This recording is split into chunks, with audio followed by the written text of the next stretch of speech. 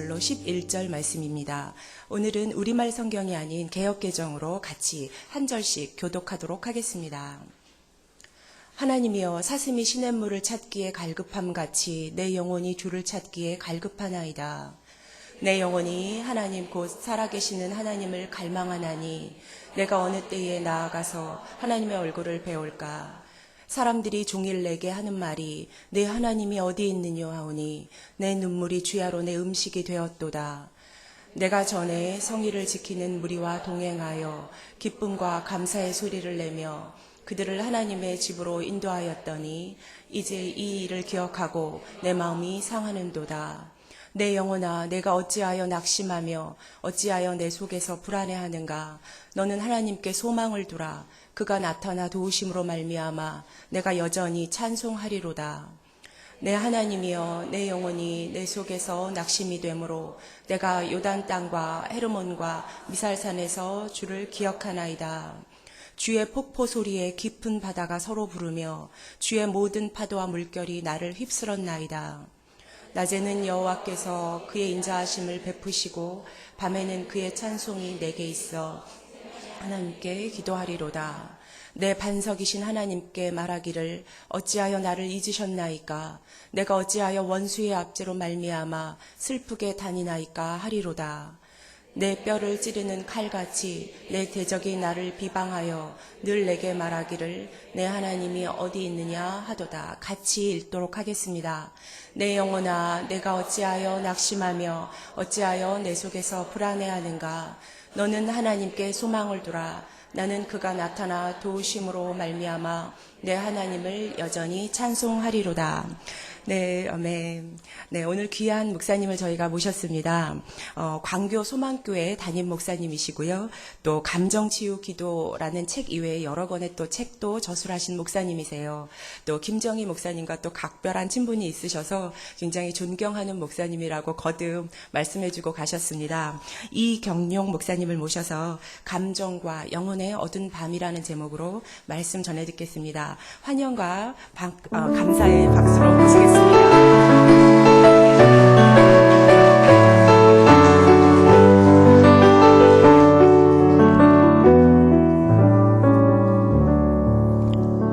예, 반갑습니다. 이경용 목사이고요. 우리 김정희 목사님과는 한 15년 전쯤, 2000년이니까 그때 같은 교회에 부목사로 있었고요. 같은 사택이 있었고, 가끔 옥상에 올라가서 삼겹살 구워 먹고 가족과 함께 그랬던 친분이 있어서 뭐 자주 만나 뵙지는 못하지만 종종 소식 듣고 이렇게 주고받는 그런 관계이기도 합니다. 청해 주셔서 감사하고요. 오늘 와보니까 전부 다 여자분만 계셔갖고 조금 제가 조금 이런 분위기에 익숙하지 않아서 조금 좀 그런데 하여튼 말씀 나누면서 또 이렇게 은혜 나누시면 좋겠습니다. 우리 한국 사람이 좋아하는 동물 중에 하나가 사슴이 있습니다. 사슴을 생각하시면 여러분 떠오르는 이미지가 뭐가 혹 있으십니까? 사슴, 예, 녹용, 예, 눈이요? 눈망울, 예, 사슴의 눈망울, 예, 죄송합니다. 어떤 분들은 이제 환절기 또 추운 날씨 되면은 사슴 그러면 뭐니 해도 녹용이지. 그런 생각을 하시고, 우리 또 어머님들 또 이제 아이들 조금 좀 약하면은 뭐 어릴 때 녹용을 해주는 일들이 종종 있고, 아마 여러분이 기억을 하든 못하든 여러분 몸속에는 사슴이 다녀가는 흔적이 조금씩 다 있을 겁니다. 어딘가. 저도 뭐 기억은 안 나지만 제가 뭐 한약을 좀 먹은 기억이 있기 때문에 아마 그 중에 녹용이 있었을 것 같아요. 하여튼 우리가 사슴하면 첫 번째 기억나는 것은 건강식품으로서 녹용, 이것이 우리 한국인의 첫 번째 이미지인 것 같습니다. 근데 두 번째 이미지는 노천명 선생님의 사슴이라는 시를 여러분 뭐 기억하시죠? 모가지가 길어서 슬픈 짐승이여, 언제나 점잖은 변 말이 없구나. 관이 향기로운 너는 무척 높은 족속이었나 보다. 물속에 제 그림자를 들여다보고 잃었던 전설을 생각해내고는 어찌할 수 없는 향수에 슬픈 모가지를 하고 먼 대산을 쳐다본다. 이 시로 나타나는 사슴은 우리 한국인들에게 어떤 정신적인 이미지로서의 사슴으로 다가오는 것을 보게 됩니다. 뭔가 외로운 어떤 모습, 또 고고한 모습, 근데 또 그 속에 뭔가 고민이 많은 모습, 이러한 모습들을 우리 노천명 선생님께서는 하여튼 사슴을 잘 관찰해 하시면서 그러한 어떤 이미지와 모습을 사슴 속에서 나름대로 이끌어내는 것을 보게 되고, 우리 많은 사람들이 이 시를 암송하고 사랑하면서 이 사슴 속에 있는 그러한 또 다른 이미지를 내 속에서 발견하고 또 투영하기도 하는 그런 일들이 종종 있기도 하죠. 그런데 오늘 우리 함께 읽었던 시편 42편의 말씀을 보시면 성경 말씀은 또 다른 이미지의 모습을, 사슴을 우리에게 소개를 합니다. 어떤 이미지요? 목마른 사슴. 영적으로, 혼적으로 뭔가 정말 갈급한 모습. 목마른 사슴. 그러한 모습으로 우리에게 사슴의 이미지를 이제는 육체적인 것, 물질적인 것, 정신적인 것, 이것을 훨씬 뛰어넘어서 영적인 의미로 확 다가오는 그러한 말씀을 우리 시편 42편 말씀에서 보실 수가 있습니다. 그리고 우리가 늘 즐겨 부르는 가스펠 가운데 목마른 사슴 시냇물을 찾아 헤매이듯이, 그거 아시죠? 우리 반주 혹시 한번 1절만 좀 같이 해보시면, 가사 다 아시니까 한번 해보시겠습니다.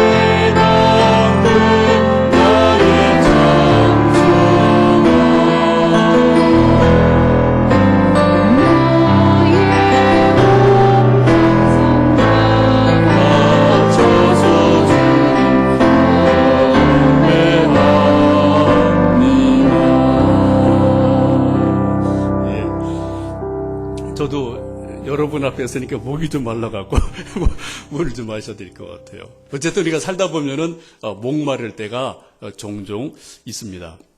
오늘 1절, 2절 말씀 여러분 함께 보셨는데 1절, 2절 말씀 보시면 반복되는 단어가 갈급합니다. 갈급합니다. 갈망합니다. 이러한 단어들이 3번이나 연속해서 나오는 것을 보실 수가 있습니다. 이 말씀을 보시면 이 사슴이 얼마나 목마르고 갈망하고 갈급한지를 알 수가 있죠. 여러분 아시는 것처럼 성경에서 어떤 한 단어가 한 구절에 집중적으로 나온다는 것은 그만큼 강조된다는 거고요. 그죠? 중요하다는 거죠. 그래서 지금 이 말씀에 있는 것처럼 갈급합니다. 갈급합니다. 갈망합니다. 목마르다는 그런 호소를 아주 절절하게 하는 것을 보실 수가 있겠습니다. 여러분, 우리 인간은 아시는 것처럼 물주머니라고 하죠. 우리 아이들은 거의 90% 이상이 물이라고 하고요. 우리 어른들은 적어도 70% 이상이 물이라고 합니다. 이건 의학적인 사실이에요. 근데 저나 여러분이나 지금 물주머니가 여기 서 있고 물주머니가 여러분 앉아 계신 거예요. 우리 물주머니 속에서 한 2% 정도 물이 부족하면은 심각한 갈증을 느낍니다. 소위 목마름을 아주 강하게 느끼는 게 한 2% 정도 될 때 갈증을 느끼게 되죠. 그래서 막 물을 찾게 되고 마시게 됩니다. 혹시 요즘도 있는지 모르겠는데 옛날에 2%라는 음료수가 있었습니다. 요즘도 있나요? 예, 저도 한때 먹었는데 그 2%가 무슨 2%인지 아십니까? 무슨 2%요?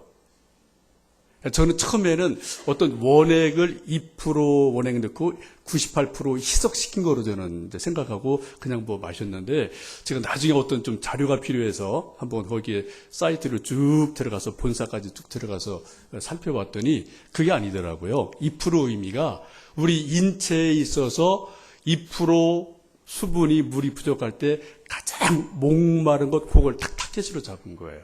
그래서 목마르냐? 2% 부족하냐? 이거 마셔라. 그런 의미로 2%라는 그런 이제 그 제품명을 붙인 것을 이제 볼 수가 있었습니다. 한 5% 정도 부족하면은 우리가 한 반혼수 상태에 빠진다고 그러고요. 한 12% 정도 물이 빠져나가면 이제 사람이 죽는 지경까지 이르게 됩니다. 그래 우리가 가끔 금식 기도할 때도 밥은 안 먹어도 뭐를 먹어요? 물은 먹어줘야 되거든요. 왜요? 우리가 물 주머니이기 때문에 계속 물을 공급해 줘야 됩니다. 오늘도 여러분 여기 오시면서 아침에 뭐 국을 드시고 또 커피 드시고 뭐 차를 드시고 이런저런 것을 계속 뭐 음료수를 드시는데, 여러분 가만히 보시면 커피를 드시는 것도 기호식품으로서 커피를 먹는 거지만 실제는 뭐예요? 내 몸이 원하는 건 커피가 아닙니다. 이 혀는 커피를 원해요. 근데 내 몸이 진짜 원하는 건 뭘 원하는 거예요? 물을 원하는 거예요. 그죠? 그래, 맹물 먹기 뭐하니까 조금 입이 받도록 커피를 조금 넣은 것 뿐이죠.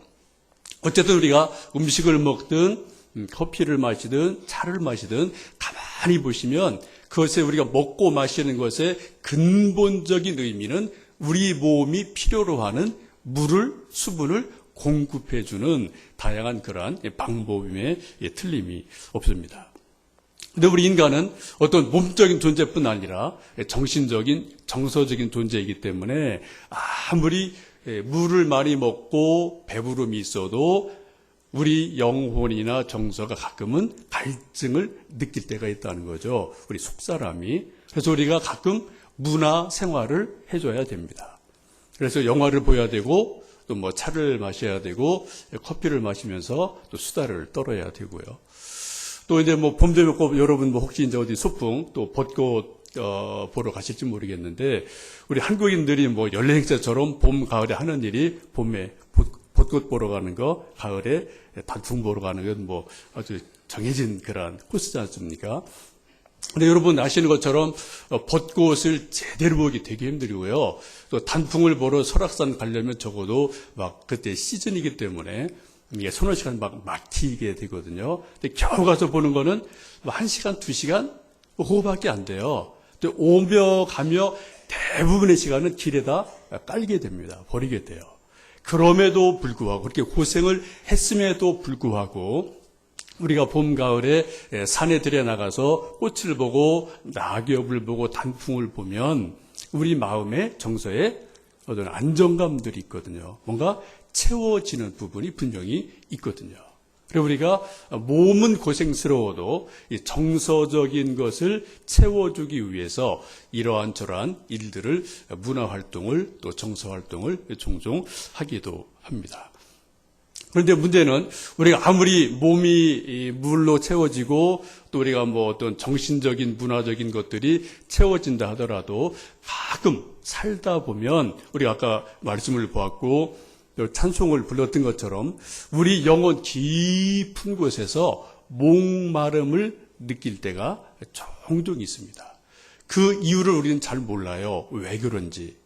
지금 뭐 살만하고 괜찮거든요. 자식들 다 괜찮거든요. 또 건강도 뭐 특별하게 이상 없거든요. 영화도 뭐 가끔 보거든요. 커피도 마시거든요.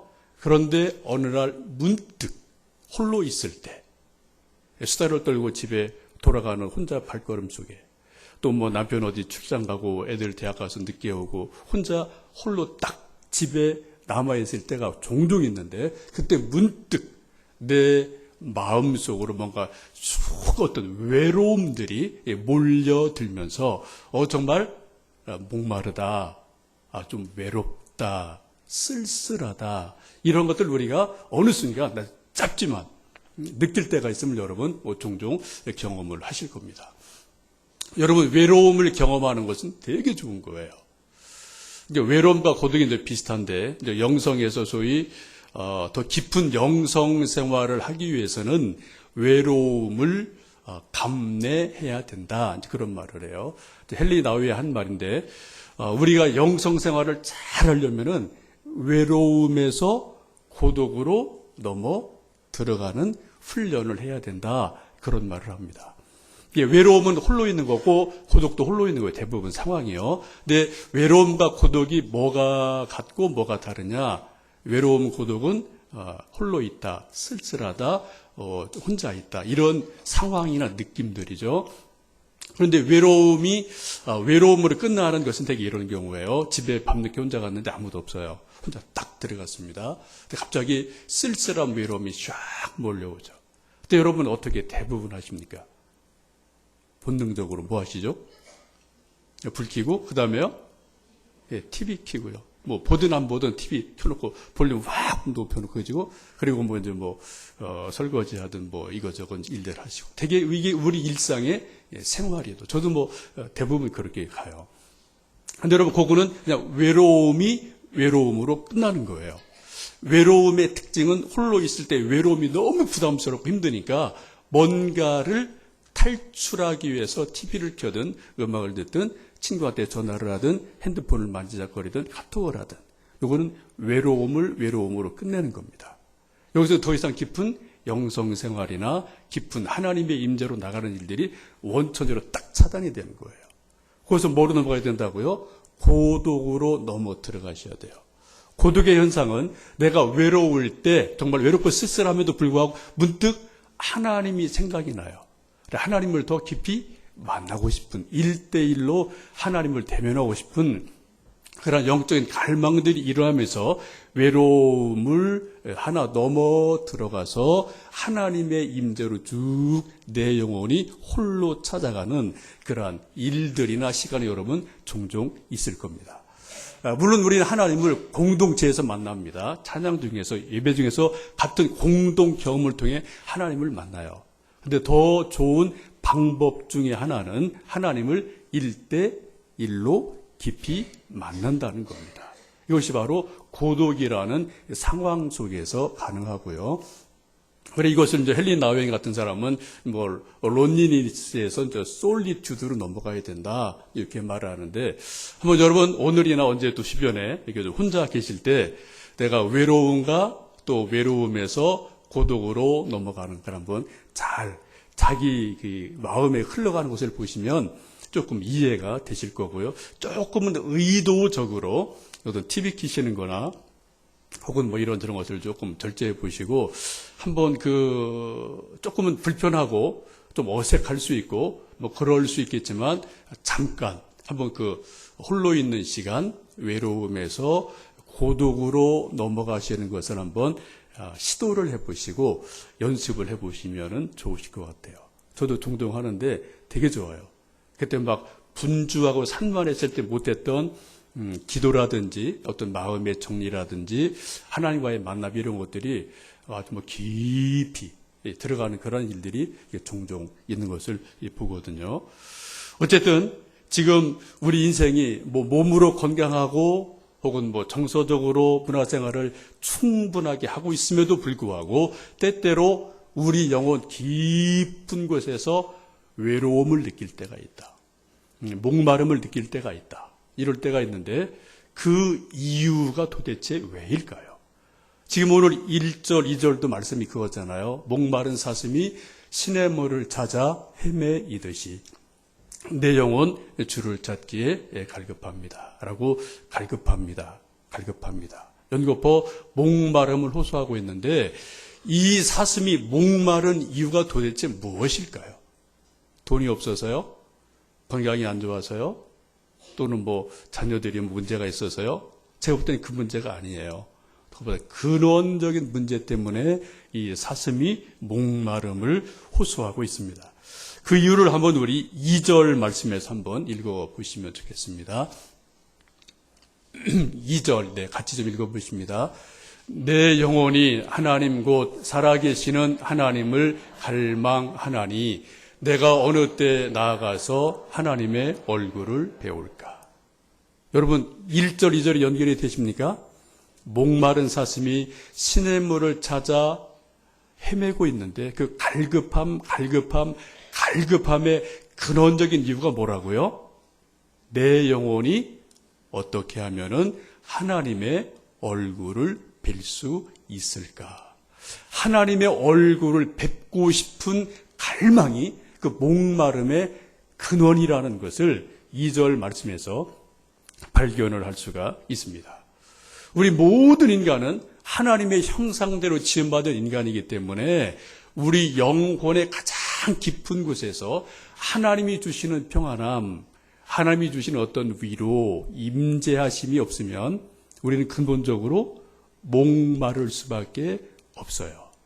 세상이 주는 아무리 멋있는 것, 맛있는 것 먹고 마셔도 그 잠깐입니다. 근원적인 목마름은 하나님의 얼굴을 뵙지 못하는 그곳에서 우리 인생의 목마름이 있음을 오늘 성경은 분명하게 말씀하죠. 여러분 이 찬송 목마른 사슴 시냇물을 찾아 헤매이듯이 이 찬송 찬양 부르실 때마다 여러분 그 1절만 보지 마시고요. 2절까지 연결시켜 보셔야 돼요. 그래야 답이 나오는 겁니다. 답이 뭐라고요? 하나님의 얼굴을 어떻게 하면 보일까? 이게 목마름의 근원적인 이유인 것을 봅니다. 저는 이렇게 생각합니다. 우리 사람들은 크게 두 가지 신앙 형태가 있는 것 같아요. 하나는 낙타형 신앙인이 있습니다. 낙타는 여러분 아시는 것처럼 사막을 물 없이도 일주일간 쭉 걸 수 있는 독특한 동물이죠. 이 세상이 사막이라면 또 우리 그리스도인들이 한 동물로 비유한다면 어떤 분은 믿음이 너무 좋아서 일주일에 한 번 예배 딱 드리고 거기서 받은 물로 은혜로 그냥 일주일을 쭉 사막 세상을 거침없이 살아가는 그런 믿음의 사람들이 있어요. 그런데 오늘 성경은 우리를 낙타로 비유하지 않습니다. 뭐로 비유합니까? 사슴으로 비유해요. 사슴은 피가 더운 동물로 알려져 있습니다. 그래서 물을 자꾸 먹어야 돼요. 여러분 가운데도 혹시 체질적으로 좀 열이 많다 이런 분이 혹 계시죠? 그런 분들 가만히 여러분 보시면 물을 자주 드시는 분들은 좀 내가 몸이 좀 열이 있나 보시면 아마 거의 맞으실 겁니다.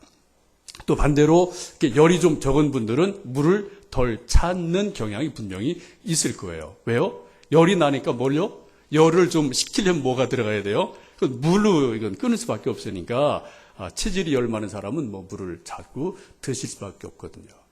이 동물도 이 사슴이라는 동물이 피가 더운 동물, 열이 많은 동물이기 때문에 물을 자주 먹어줘야만 생존 가능한 그런 동물로 알려져 있습니다. 어쨌든 이 사슴이 이 목마름을 가지고 막 호소를 하는데 그 목마름의 그 모습을 오늘 4절, 5절 말씀 보시면 그렇게 말씀을 하고 토로를 하고 있죠. 5절 말씀을 좀 함께 보시겠습니다. 내 영혼아 내가 어찌하여 낙심하며 어찌하여 내 속에서 불안해하는가. 너는 하나님께 소망을 두라. 그가 나타나 도우심으로 말미암아 내가 여전히 찬송하리로다. 자기 목마름을 어떻게 표현해요? 내 영혼이 낙심이 된다. 내 영혼이 불안하다라고 말합니다. 여러분 혹시 낙심을 경험해 보신 적이 있나요? 낙심이 한자로 뭐죠? 떨어질 낙? 마음심이에요. 낙심이 뭡니까? 우리 마음이 분명히 여기 어디 있죠, 그죠? 분명히 마음이 있는데 마음이 나로부터 뚝 떨어져 나가는 거예요. 이게 바로 낙심입니다. 그러니까 낙심천만 그런 말도 하지 않습니까? 그리고 낙심이 되면 정말 내 마음이 나로부터 뚝 떨어지게 나갔기 때문에 이제 내가 나가 아닌 거예요, 그죠? 이게 제정신이 아닌 겁니다. 쉽게 말하면은 내 인간이라는 한 중심을 딱 마음으로 볼 수 있겠는데 그 마음이 나로부터 뚝 어떤 상황, 일 때문에 떨어져 나갔으니까 그 결과가 뭐예요? 당연히 불안하죠. 마음 중심이 뚝 떨어져 나갔으니까. 그래서 낙심과 불안은 같이 가는 거예요. 그죠? 여러분 낙심이 되면 여러분 우리가 심리적으로 되게 불안합니다. 정서적으로 막 우왕좌왕하고 이런 일이 분명히 나타나거든요. 혹시 여러분도 그런 경험이 개인적으로 있으실 테고 저도 그런 경험 상당히 많아요. 또 저희 주변에도 그런 일들이 있는 걸 보게 되고 요즘도 대학 20절이 그런데 하여튼 대학에 낙방된 우리 아들 딸들을 보면은 낙심이 딱 돼요. 엄마 아버지도 낙심이 툭 돼갖고 정말 한동안 되게 힘들지 않습니까? 막 방황을 하지 않습니까? 왜요? 낙심, 마음이 나로부터 떨어져 나가니까 자연스럽게 불안하고 불안정스러운 일들이 나올 수밖에 없습니다.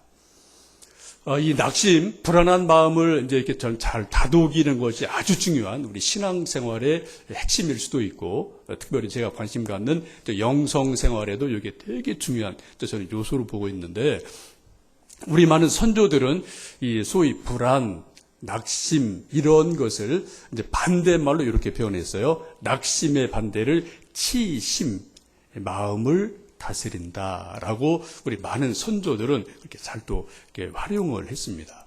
근데 그분들이 치심, 내 마음을 다스리는 방법을 대개 우리 조선시대를 쭉 보면은 어떤 방법으로 했을 것 같아요, 여러분요? 우리 선배님들이. 예? 예, 자연을 감상하는 것, 예, 또 자연을 가꾸는 것. 또 뭐요? 도자기 같은 거, 그렇죠. 도자기를 굽든지 아니면 그림을 그리든지 아니면 시를 짓든지. 예, 저는 개인적으로 사군자를 되게 지금 좋아하고 또 언젠가 사군자에 대해서 뭐 좀 책을 쓰고 싶은 그런 갈망이 있는데, 하여튼 사군자를 이제 문인화라고 하죠, 그죠? 사군자를 그리고 치고 하면서 또 글을 쓰고 이런 것들이 있거든요. 그 중에 하나가 소위 다도라는 게 있어요. 차를 그냥 마시면서 뭔가 마음을 가라앉히는 그러한 일들이 있습니다. 여러분 혹시 다도하는 분 혹시 계신가요? 이렇게 개인적으로요? 조금. 그래도 그냥 차 마셨다가 아니라 티백 먹는 게 아니라 제대로 된 다도를 하시는 분. 제가 볼 때 몇 분 계실 것 같은데요. 이거 되게 좋은 겁니다. 저는 우리 한국 교회에, 저는 뭐 여기저기 좀 뭐 교회도 다녀보고 있어봤는데, 언제부터인지 우리 한국 교회에 들어온 문화 중에 하나가 소위 이제 커피숍이 같이 들어가요. 어떤 만남의 장소 공간으로 또 필요하니까. 근데 여러분 아직까지 제가 한국 교회 중에 다녀본 몇몇 교회 중에서, 소위 전통 차를 할 수 있는 그런 공간이나 분위기를 만들어 놓은 교회는 아직 제가 못 봤습니다. 여러분이 한번 시도를 좀 해보시면 좋겠어요. 이건 전도 전략에 되게 중요한 전도 전략인데요. 여러분 원불교 아시죠?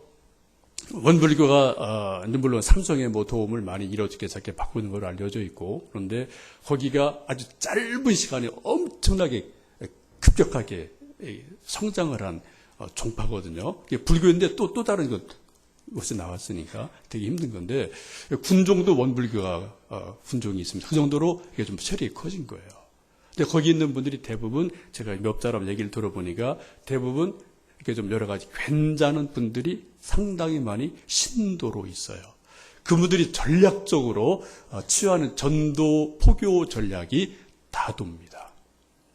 여러분 다도는 우리 같은 평민은 잘 안 돼요. 우린 티백 얹어 다닥했다 이렇게 먹는 거지. 1시간, 2시간 앉아서 뭐 우려내고 뭐 이렇게 먹고 마시고 또 이야기하고 이런 거는 그럴 여유도 없고 그런 형편이 잘 안 되거든요. 근데 다도를 정상으로 하는 분들은 대부분 물론 이제 취미일 수도 있지만 상당히 시간적으로 경제적으로 여유가 있는 분들이 대다수입니다. 꼭은 아니지만 대다수가 그래요. 저도 이제 소망교회 있을 때 보면은 그럼 이렇게 몇 분 알고 있는데 다 그런 여유가 있는 분들이 나쁘게 말하면 할 일 없으니까 또 좋게 말하면 뭔가 고상한 취미를 위해서 뭐 이렇게 뭐 양면이 다 있겠죠. 근데 어쨌든 원불교에서 그런 것을 이렇게 전략적으로 가지고 들어가면서 다도를 통해 사람을 만나는 거예요. 종교가 아닙니다. 근데 뭐 여러분 1시간, 2시간 차 마시면서 무슨 얘기 하겠어요? 뭐 세상 얘기, 뭐 자식 얘기 이거 하다가 결국 대화가 어디로 갑니까? 인생살이. 그러다 보면 뭐 종교 얘기 나오는 거잖아요. 그죠? 당연히.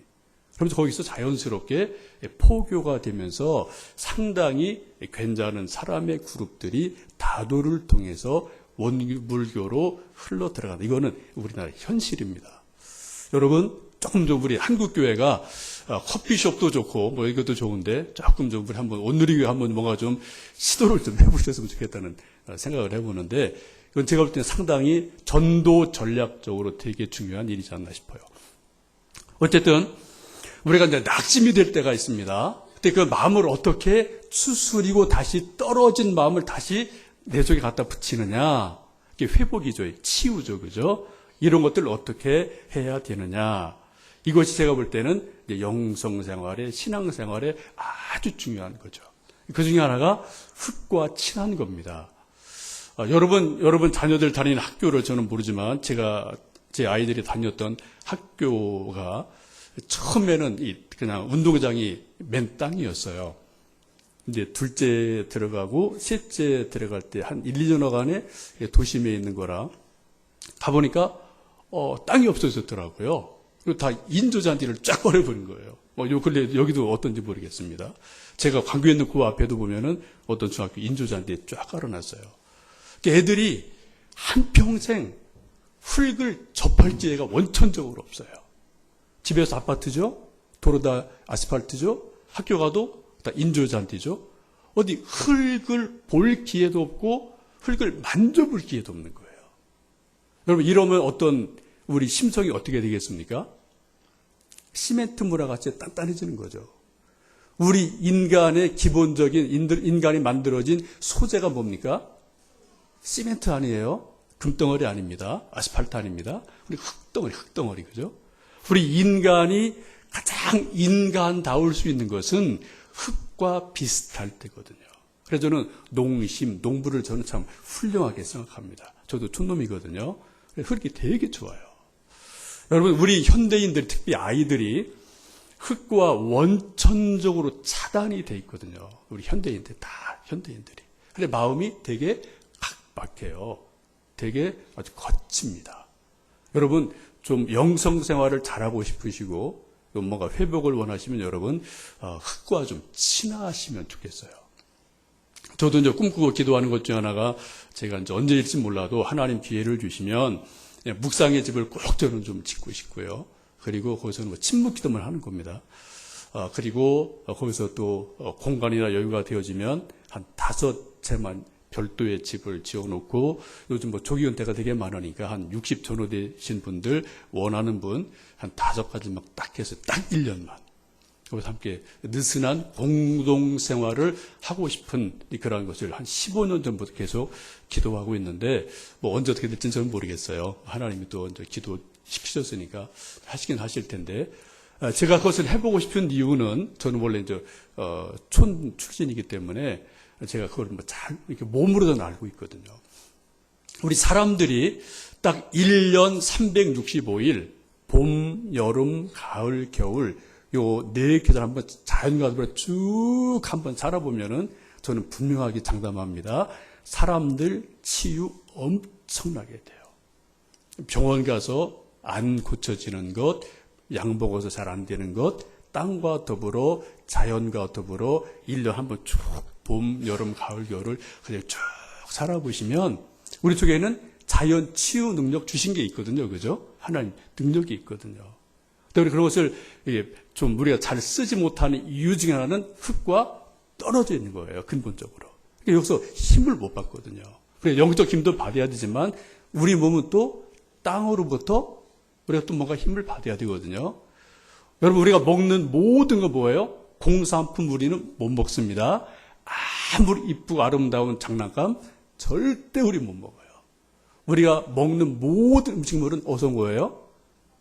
땅의 소산을 먹는 겁니다. 그죠? 물론 고기는 2차적으로 조금 뭐 하나 건너뛴 거지만 역시 고기도 역시 들어간 개들도 옥수수 먹는 거예요. 땅의 열매 먹는 거예요. 우리가 뭐 빵이든 밥이든 다 우리는 땅의 열매를 먹는 거거든요.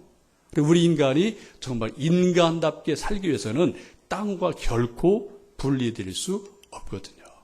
이게 되게 중요한 겁니다. 어쨌든 여러분 뭐 좀 기도해 주시면 좋겠고요.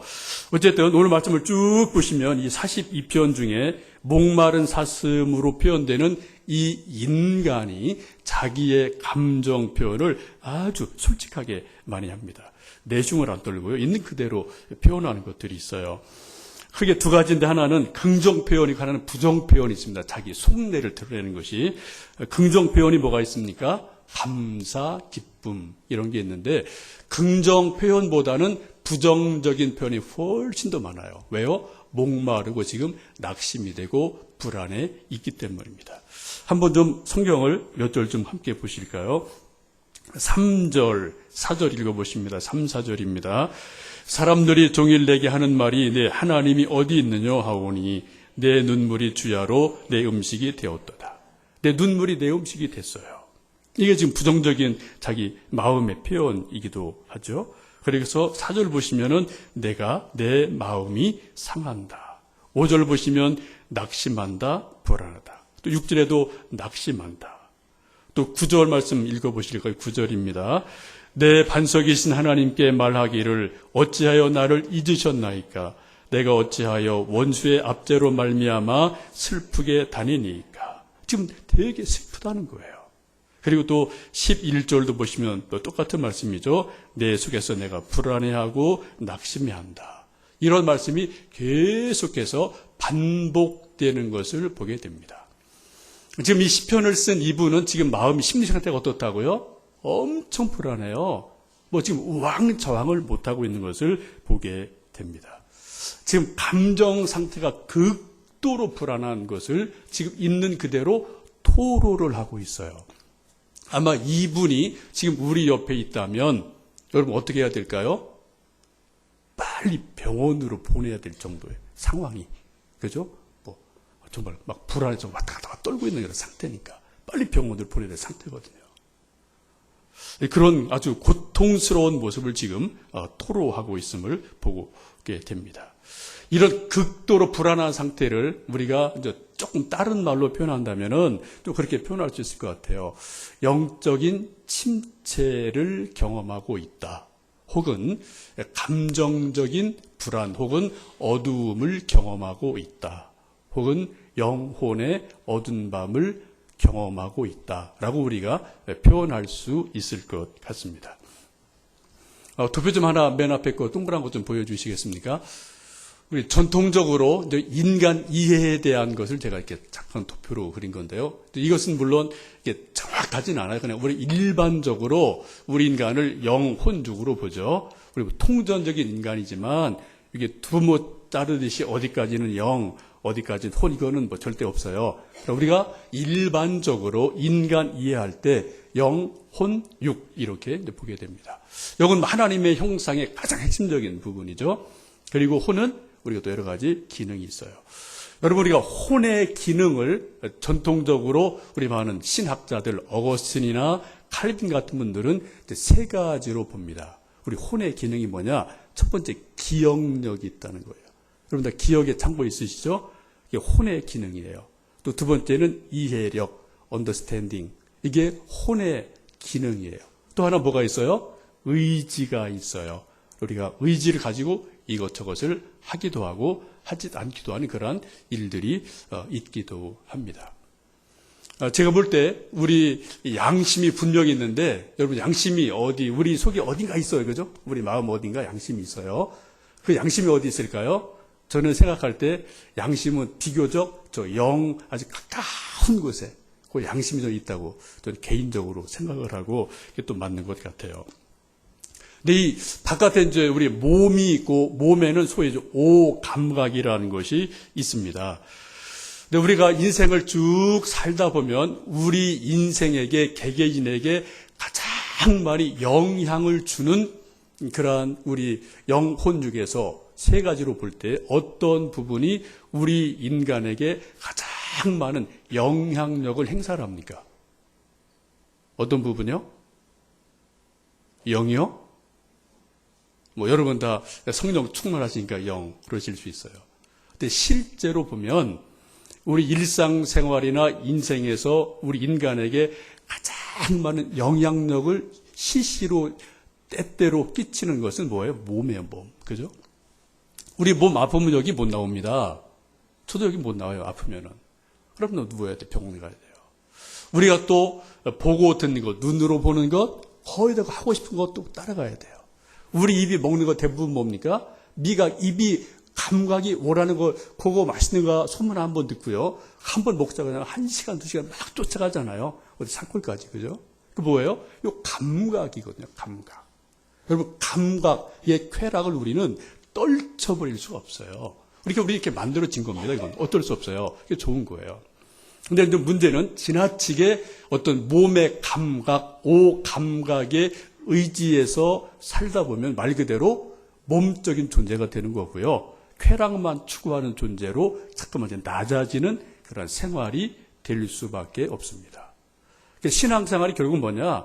이 오감각에서 주는 즐거움, 쾌락들을 얼마나 더 자꾸 벗어나서 조금 더 혼적인 쪽으로 들어가느냐, 이 갈등으로 볼 수 있거든요.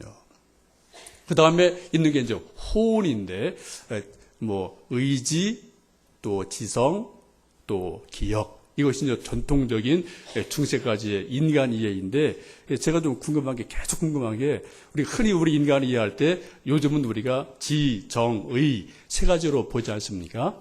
그러면 이 감정은 도대체 어디 있나? 라는 그런 이제 궁금증이 늘 제가 있어요.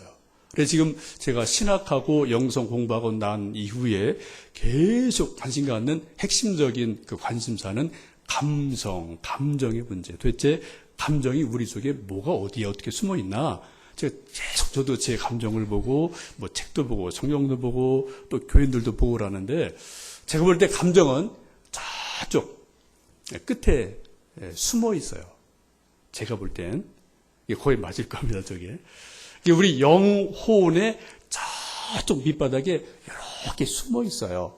평상시는 있는지 없는지 감정이 잘 드러나지를 않습니다. 쉽게 말씀드리면 감정은 마치 맹장 같은 거예요. 그래서 평상시에는 거의 있는 둥 없는 둥 잘 몰라요. 근데 한번 여러분 감정이 한번 딱 던나면 어때요? 사람 죽습니다. 떼굴떼굴 굴러다녀요. 사람 죽기도 하거든요. 한번 여러분 사람이 아주 착하고 온유한 사람도 한번 감정 딱 받치면 여러분 그거 이길 사람 아무도 없습니다. 저도 우리 와이프 못 이기거든요. 왜요? 뭐 감정이 나쁘다는 게 아니라 어떤 그런 상황들이 되면은 이거 정말 제가 어떻게 할 수 없는 그런 상황들이 있지 않습니까? 저도 아이들과 아이들이 셋인데 어떤 감정 문제에 딱 부딪히면은 이거 뭐 정말 아무것도 안 보여요. 아무것도 안 보이는 상황이 발생하거든요. 여러분 지금 감정적으로 평안하십니까? 또 감정적으로 안정감이 있으신가요? 우리 신앙생활할 때 우리가 신앙생활하면서 가장 마지막에 넘어야 될 고개가 있다면 여러분 무엇이라고 생각하십니까? 11조? 단기선교? 웬만하면 다 합니다. 여러분 근데 제가 저도 20몇 년 여기저기 목회하고 교회 생활하고 여러 사람 다 봤는데 사람들이 마지막 거의 넘기 힘드는 게 감정의 문제예요. 한번 목사랑 교인과 어떤 또 뭐 장로 권사 투표하다가 뭐 누구 되고 누구 안 되고 이렇게 하며 딱 부딪히면은 사람들 그거 못 견뎌내요. 그런 정도 된 분들 대개 20년, 30년 상당히 신앙 전조가 높은 분들이거든요. 그래서 여러분 감정 딱 깨지면은 회복 안 됩니다. 여러분 감정적으로 깨진 다음에 회복이 돼서 믿음이 더 단단해졌다. 이런 분 보셨어요? 저 지금까지 거의 못 봤어요. 죄송합니다. 제가 10년 동안 소망교회에 있었습니다. 제가 그 과정을 다 알아요. 거기 현장에 다 제가 어쨌든 원천은 제가 다 있었어요. 저도 뭐 휘둘리고 그랬습니다. 근데 거기 보니까 여러분 다 거기 뭐 공부한 분들이고요. 다들 뭐 이러고 저러고 괜찮은 분들이에요. 근데 감정에 딱 이게 부딪히니까 이거 안 돼요. 안 됩니다. 여러분 개인적으로 지금까지 신앙생활 하시면서 누군가 목사든 교인이든 누군가랑 어떤 강조 문제가 좀 이렇게 조금이라도 심하게 딱 부딪혔을 때 그것이 잘 수습이 돼서 감정이 회복이 돼서 비온 후에 땅이 더 굳어지는 것처럼 믿음이 더 단단해졌다. 이런 분 계실 수 있죠. 그죠? 극소수, 정말 극소수. 대부분은 그거로 교회를 떠나고 그 사람과 등을 지고 감정적인 쓴뿌리를 가지고 한평생 이것을 또 눌러놓으면서 살아가는 모습을 좀 많이 보거든요. 여러분 사람들 내가 어떤 사람 볼 때 참 저분은 참 성숙해 저분은 참 미숙해 이렇게 말할 때가 있는데 어떤 한 사람을 가리켜서 성숙하다, 미숙하다 그 판단, 생각이 주는 여러분 줄은 뭡니까? 지식 많은 사람이 성숙한 건가요? 박사가 성숙한가요? 공부 잘하는 사람이 성숙한 겁니까? 아니요. 공부 잘하느냐 못하느냐는 유식하냐 무식하냐 문제예요. 그죠? 돈 많은 사람이 성숙합니까? 가난한 사람은 성숙하지 않나요? 아니요. 그거는 유능, 무능의, 돈 버는 유능, 무능의 문제예요. 여러분, 성숙함의 기준이 뭡니까? 미숙함의 기준이 뭡니까? 그건 거의 99%는 감정의 문제예요. 감정 문제를 어떻게 이해하느냐. 감정을 어떻게 내가 처리해 나가느냐. 감정 없다는 게 아니에요. 우리 모두는 감정이 있어요. 이건 하나님이 주신 선물이에요. 감정은 분명한 선물입니다. 근데 이 주신 좋은 선물이 우리가 막상 감정을 가지고 살다 보니 좋은 것으로 행복함으로 밝은 것으로 느껴지기보다는 아픔, 슬픔, 괴로움으로 분노로 시기로 느껴지는 게 훨씬 더 많다는 거죠. 오늘 시편도 그러잖아요. 이 시편 말씀에 감사, 기쁨은 딱 2번 나와요. 그 다음에 낙심, 불안, 슬픔, 눈물을 흘립니다. 등등등 계속 막 감정적인 불안함과 아픔을 토로하고 있는 것을 보게 됩니다. 여러분 어떻게 우리가 이런 감정적인 미숙함 혹은 아픔을 이렇게 좀 성숙한 모습으로 변화를 시킬 수가 있을까요? 이게 불가능할까요? 아니면 가능할까요? 저는 개인적으로 그런 고통을 소망교회 때 한 10년 정도, 이제 그 중간부터 한 5년여간 또 저 개인적으로 아들 녀석이 사춘기를 너무 심하게 해서 하여튼 제가 그 두 일이 같이 겸해 있었어요. 그때 당시에 몇 년 전에. 하여튼 교회대로 가면은 뭐 힘들고 집에 오면 또 하여튼 아들 때문에 뭐 힘들고. 근데 죄송하지만 목사도 이제 집에 가면 양복 벗으면은 이제 목사 아닙니다. 여러분 아셔야 돼요. 이제 그러면 어떤 상황이 딱 이게 발생을 하면은 이게 목사고 나발이고 없어요. 이게 그런 상황이 있어요. 여러분 그건 이해를 해주셔야 돼요. 목사들도. 그래서 제가 참 고민을 많이 했는데 나중에 제가 이제 이렇게 선배들하고도 이제 막 고민하고 그랬더니 이제 광 목사님이 아주 명언을 남기셨더라고요. 집에 가면 목사 아니다. 아버지다. 그거예요. 집에서는 아버지죠. 그죠? 집에 가서도 목사하면 안 되는 거죠. 그죠? 집에 가면 아버지가 돼야 되니까. 근데 그런 상황들이 뭐 엄청나게 되게 몇 년간 막 폭포같이 막 휘몰아치는데 정말 죽겠더라고요. 그래서 그때 제 심정이 좀 죄송합니다. 표현이. 이제 내 인생 여기서 이제 끝났다. 내 인생에 다시는 이제 봄날이 없겠구나. 정말 제가 다 포기했어요. 마음으로 실제로 하나님 이제 다 이제 없던 걸로 합시다. 다 뭐 그냥 다 정리하십시다. 이때까지 제가 하여튼 들어가는 고통이 큰 감정적인 고통을 이제 경험을 하면서 몇 년 몸부림치다가 어느 날 하나님이 저에게 말씀으로 찾아오셨어요. 그리고 제 고통하는 제 속에서 한 말씀을 딱 들려주셨습니다. 근데 막 교회 가려고 새벽에 면도하는데 아주 뭐 정말 낯선 얼굴이 거울에 있더라고요. 막 속에서 막 또 상에서 막 아이고 탄식하고 있는데 그때 하나님이 제 속에서 딱 한마디 들려주셨어요. 그런 너는 그 말씀이 저에게 딱 들려오는데 제가 정신이 번쩍 나더라고요. 제가 막 아들에 대해서 막 원망하고 교회 또 누구 막 이러는데 그렇게 불평하는 제 속에 마음 깊은 곳에서 하나님이 그런 너는 하고 딱 한마디 하시는데 제가 정신이 번쩍 들어보니까 그 말씀이 맞더라고요. 불평하는 나나 아들이나 교회 누구나 다 그놈이더라고요. 다 똑같은 놈이에요. 하나님 딱 보니까. 그걸 딱 깨닫는 순간 알겠습니다. 죄송합니다. 그리고 제가 마음에 큰 위로를 받았어요. 그래도 뭐 이게 일이 안 끝나서 몇 달 뭐 계속 되어졌는데 한 번은 하나님이 저에게 이제 말씀으로 찾아오셨어요. 그때 고린도 전서 13장 사랑의 생활 이렇게 좀 막 고통 가운데 묵상하고 있는데 사랑은 오래 참고 그 말씀이 저에게 다가오면서 제 사랑의 어떤 그릇이 뭐 요만했던 것 같아요. 저도 나름대로 인내심 있는 사람인데 한 30번 한 달 참으면 제 용량육에 차더라고요. 이게 또 흘러 넘치면 또 되게 확 이렇게 또 흘러 폭발하는 게 있거든요. 사람에게 다 그러니까. 근데 그때 하나님께서 사랑은 오래 참고 라는 말씀으로 저에게 다가오시면서 제 요만한 단어를 이렇게 딱 깨시더라고요. 그런 사랑은 오래 참는 게 아닙니다. 어떻게 참는 걸까요, 여러분? 사랑은 어떻게 참아요? 예? 한번 좀 해보실래요, 여러분? 손을 좀 내시고 호흡을 가장 끌 수 있는 길게까지. 사랑은 오래 참는 거예요. 시작. 사랑은 오래 참는 거예요. 그거예요. 제가 그 짧은 순간 하나님 저에게 제가 이 그릇을 딱 깨시면서 사랑은 오래 참는 게 아니다. 사랑은 오래 참는 거다. 죽을 때까지 참는 거다. 그런 깨달음을 말씀을 드리게 딱 비수같이 던져주시는데 제가 그래서 딱 깨졌습니다. 그리고 회개했어요. 하나님 죄송합니다. 제 그릇이 요거밖에 안 됩니다. 요겁니다.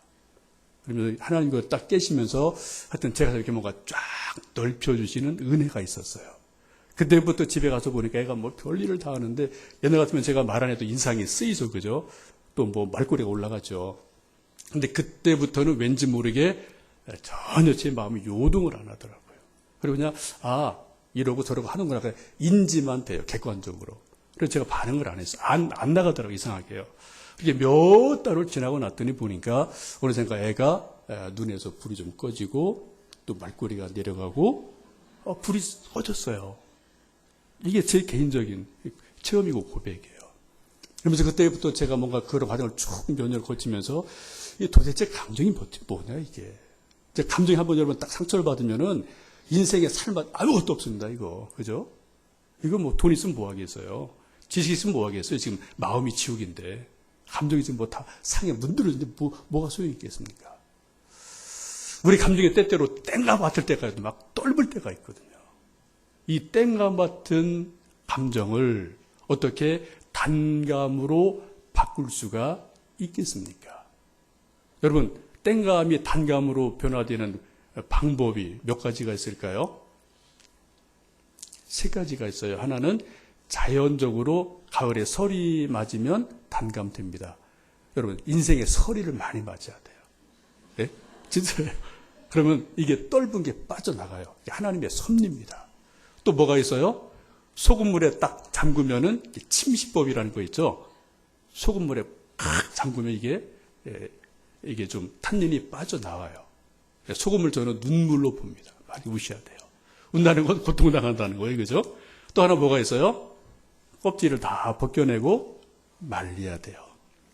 싱싱하게 있으면 안 돼요. 하나님 우리 껍질을 다 벗기실 때가 있어요. 좀 아프죠? 그죠? 껍질 벗기는 게 얼마나 아픕니까? 그리고 꼬독꼬독 말라야 돼요. 그래야지 이게 꽃감이 됩니다. 그럼 여러분 똑같은 감인데 땡감이 정말 단감이 돼요. 우리 날것의 감정이 하나님의 터치를 받으면 성령의 터치를 받으면 이게 정감으로 바뀌어지는 게 있어요. 이모션에서 어펙션으로 뭔가 비슷한데 확 다른 걸로 바뀌는 게 있거든요. 이런 거를 저도 나름대로 완벽하지 않지만 부분적으로 이런저런 고통을 당하면서 체험을 하면서 또 하나님이 이렇게 또 만들어 가시는구나. 감정의 이런 어두운 밤송에서 다루시는구나. 이런 것들을 나름대로 조금 체험한 것들이 있습니다. 그러면서 이제 쓴 책이 이제 감정 치유 기도라는 책인데 이제 두란노에서 몇 년 전에 어떻게 잠깐 좀 보여주실래요? 이제 그 책을 이제 발행을 하게 돼서 감정 치유 기도라는 책으로 좀 했는데 이게 되게 좋은 책이에요. 제가 그 속에 실명이나 뭐는 다 쓸 수 없죠. 상황은 다 쓸 수 없는데 제가 성경을 가만히 보니까 성경의 인물들도 한 부류의 사람은 감정 때문에 인간 고통당하다 감정의 늪에서 헤어나지 못하고 그대로 망한 사람이 아주 많아요. 근데 또 한 종류의 사람들은 감정의 고통을 엄청나게 극심하게 당했는데도 불구하고 그걸 또 이겨 나가요. 오히려 성숙으로 나가는 사람들이 많습니다. 어떻게 다 우리 앞에 있거든요. 여러분 여러분 지금 어떤지는 모르겠지만 저도 하여튼 앞으로 갈 길이 멀지만 그런 일들을 겪어왔어요. 네, 됐고요. 이제 이런 것들이 있고 나서 우리 인간의 다시 한번 동그라미 좀 보여주시겠습니까? 우리 감각의 어두운 밤이 있을 수 있어요. 건강이나 이런 걸 잃는 경우. 또 하나는 어떤 그 감정의 어두운 밤을 경험할 수 있어요. 근데 우리가 그때는 밤은 자체가 아무것도 안 보이는 거죠. 그죠? 근데 우리가 또 그걸 조금 다르게 표현하면은 영혼의 어두운 밤이라고 표현하기도 하는데 지식, 경험, 의지, 기억 이런 것이 다 완전히 깜깜하게 무감각 속으로 들어갈 때가 종종 있습니다. 이것을 우리가 영혼의 어두운 밤이라고 그래요. 대개 이것은 고난, 고통 당할 때죠. 그리고 우리는 이런 밤을 되게 무서워하고 싫어합니다. 근데 여러분, 밤이 무서운 것처럼 보이지만 사실은 그렇지 않아요. 그 다음 한번 저기 별 사진 좀 보여주시겠습니까? 별 사진이요. 여러분 저 사진 한번 잘 보실래요? 밤하늘에 엄청난 은하수가 있죠. 그죠? 근데 저게 낮에 저게 보일까요? 안 보이죠? 또 그 다음 사진이요. 이건 고비 사막입니다. 제가 몇 년에 가봤던 데예요. 저도 은하수가 이건 180도로 쫙 이렇게 은하수가 있거든요. 근데 여러분 저런 모습을 보려면은 어디로 가셔야 돼요? 깜깜한 밤으로 들어가야 돼요. 여러분 서울에서 수원에서 죽었다 깨나도 저런 건 못 봅니다. 왜요? 이 전기불이 너무 많아서. 안 돼요, 안 돼요. 저런 별을 보려면 정말 불빛이 아무것도 없는 극오지로 가셔야 돼요. 사막에 가셔야지 저런 밤하늘의 별을 보실 수가 있습니다. 여러분 우리가 지금 이런 도시에 살고 있는데 우리가 밤을 볼 때마다 별 몇 개 뭐 큰 것만 보이겠죠. 그거 보고 별 없어. 그게 말이 됩니까? 없는 게 아닙니다. 우리가 못 보는 거예요. 우리가 고난을 당할 때 하나님이 안 보여요. 하나님 안 계신 것 같아. 욥이 고통하잖아요. 앞으로 가도 뒤로 가도 하나님이 안 보입니다. 부동하잖아요. 왜요? 그게 바로 자기가 뭔가 쌓여있는 게 있거든요. 자기 지식 때문에, 경험 때문에, 자기 의 때문에 하나님이 다 가려서 안 보여요. 그때 어떻게 한다고요? 정말 깜깜한 밤 속으로 더 깊은 밤으로 들어가면, 영혼의 어두운 깊은 밤으로 들어가면 역설적이지만 그곳에서 밤하늘의 별빛이 명료하게 보이는 것처럼 하나님이 보입니다. 이거 신비예요. 역설이에요. 이게 바로 영혼의 어두운 밤이라고 말할 수 있겠습니다. 지금 이 시편에도 그런 모습이 제가 보니까 쭉 나와 있어요. 그러면서 이 시편 기자가 그런 깊은 영혼의 밤에서 고통당하다가 언뜻 한 가지 그 고통을 이겨내는, 밤을 이겨내는 비결을 발견하죠. 5절 말씀이 이렇게 말씀합니다. 내 영혼아, 내가 어찌하여 낙심하며 어찌하여 내 속에서 불안해하는가. 너는 하나님께 소망을 두라. 하나님께 소망을 두라고 그래요. 또 6절 보시면 내 하나님이여 내 영혼이 내 속에서 낙심이 되므로 내가 요단 땅과 헤르몬과 미살산에서 주를 기억합니다. 자기 옛날 하나님 만났던 그 어떤 믿음의 체험의 장소, 그때 어떤 그 추억들을 기억을 뒤에 살려내면서 하나님을 기억합니다. 라고 찬양을 합니다. 이게 바로 회복의 길이에요. 우리가 어둠에 있을 때 두 가지입니다. 하나님을 다시 바라보는 것. 또 하나는 이전에 나에게 주었던 하나님의 은혜 체험을 다시 한번 회상해 보는 것. 기억을 다시 한번 살려내는 것. 바로 그 기억의 되살림 속에서 하나님의 살아계심을 경험을 하게 되고 어두운 밤을 벗어나오는 한 쪽문 같은 역할을 바로 이 부분에서 시작할 수 있음을 이제 보게 됩니다.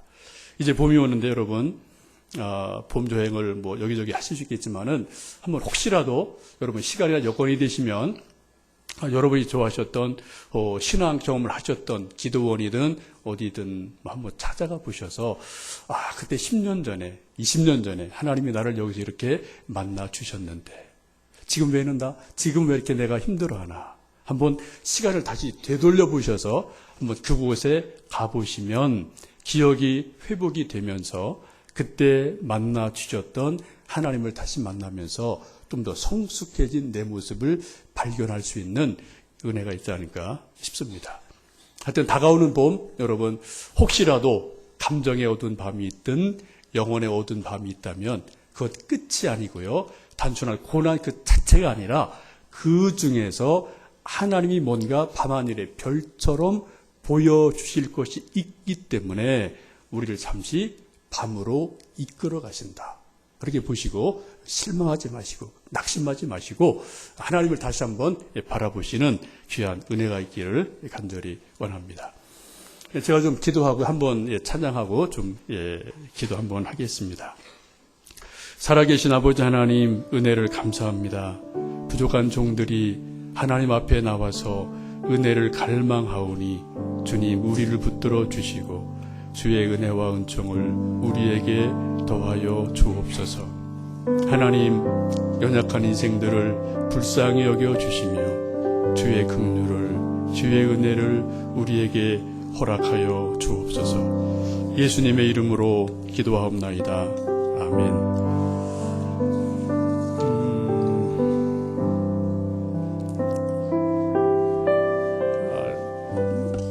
찬송 우리 찬양 오 나의 자비로운 주여. 좀 중보 기도는 시간이 조금 지나서 그래서 지나가겠습니다. 오 나의 자비로운 주여. 우리 함께 찬양하시고